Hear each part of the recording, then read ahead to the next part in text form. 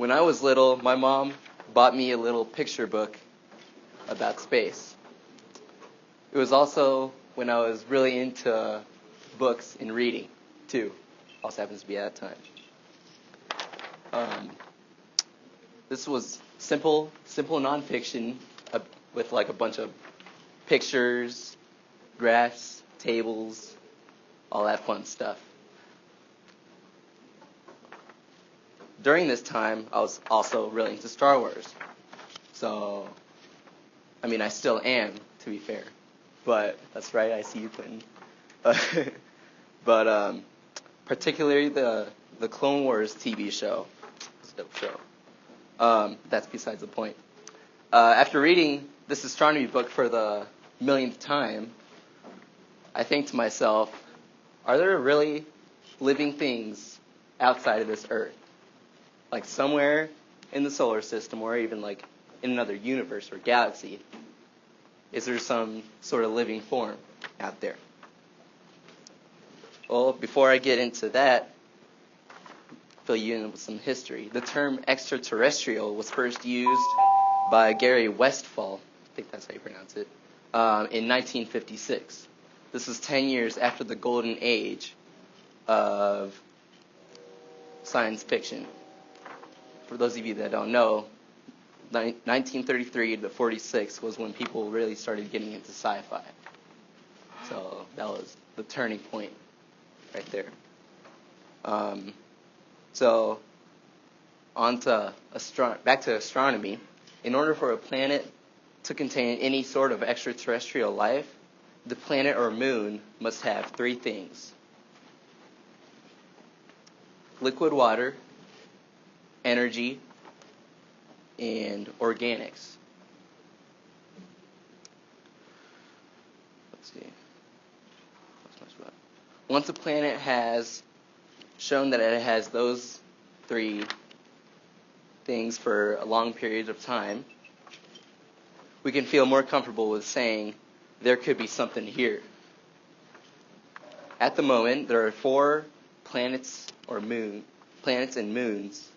Well, 1 planet, 3 moons that meet these criteria: Mars, Enceladus, Europa, and Titan.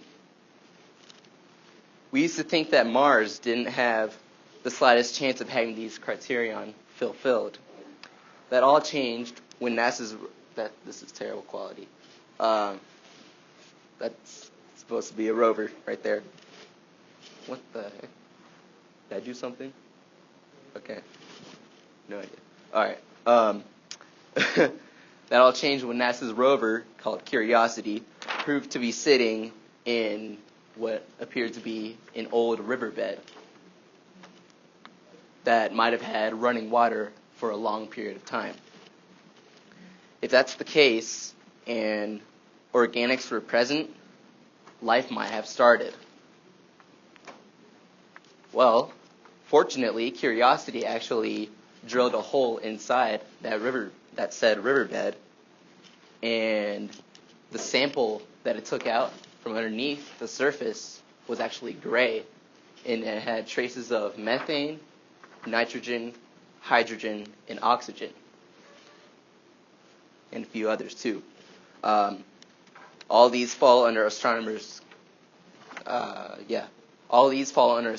category of organics. Mars could possibly have had that spark of life and grown already, but no one has really seen anything. So we can't say, oh yeah, there's life. We haven't really seen anything with our own eyes yet. We don't know if there's still life there, obviously, but astronomers with NASA started looking closer at the many craters that detail the planet. Sometimes dark streaks would appear like along the sides over the summer. And not too long ago, astronomers have actually confirmed that that's actually water trailing down the crater along the side. So this leads astronomers to believe that at some point in Mars' history, there was a huge ocean covering a large portion of Mars in general.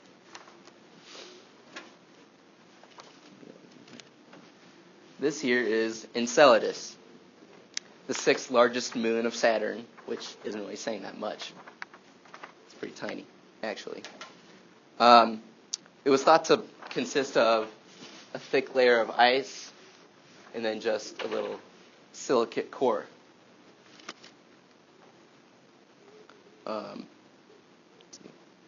As Cassini, which is a probe that collected information regarding the astronomy around Saturn,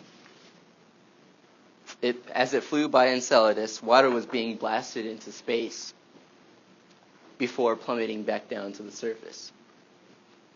As Cassini neared the moon, it found large amounts of silica from the core, and which can only be explained by Enceladus having some sort of ocean floor underneath there. Astronomers are still looking for some sort of organics, though. So they're still looking for all that stuff.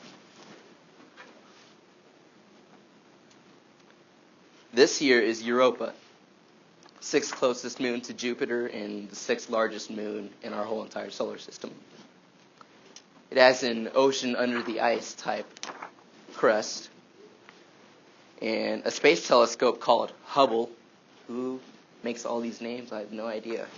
But it found plumes of water just like Enceladus had. If all these moons had organic life, then they could possibly have some sort of extraterrestrial life also, which is pretty cool.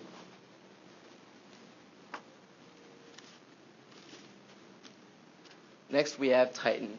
Gosh, these images suck. Alright. This is the largest moon of Saturn, larger than Mercury and Pluto, in fact.